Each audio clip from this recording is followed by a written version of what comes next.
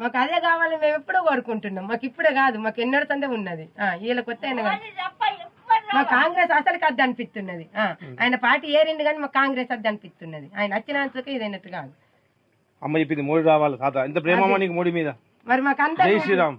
ఆయన కొడుకులు లేనోడు, బిడ్డలు లేనోడు, మన ప్రజలను బతికించిన మనకు పెండం ఉన్నది, పిల్లలు ఉన్నారు. నా పెండంకు కావాలి, నా పిల్లలకు కావాలి ఈ ఆస్తి అని అంటున్నాం. మరి ఆయన మన కోసం ఎందుకు ఉన్నాడు? ఉన్నాడమ్మా.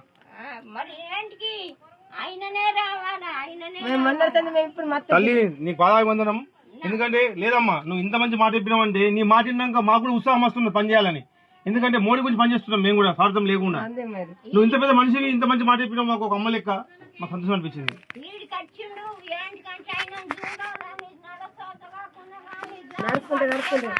పోయి చూడాలైనను అని చూడతందుకు పోయిన వచ్చిండు రాలేడా పండుగని పేకుండా ఎందరో తిట్టిన నీకు సాగు లేదా ముసల్దానా నీకు నడరాదా అని ఎందరో తిట్టిన కానీ చూద్దామా అయ్యాను అని పోయిన. నీ ఆశీర్వాదం అమ్మ, నీ ఆశీర్వాదం కావాలి. ఆయన నీ కొడుకే అమ్మా, ఆయన నీ కొడుకు. ప్రజల కోసం నిలబడ్డాడు, ప్రాంతంలో పనిచేస్తాడని నమ్మకం.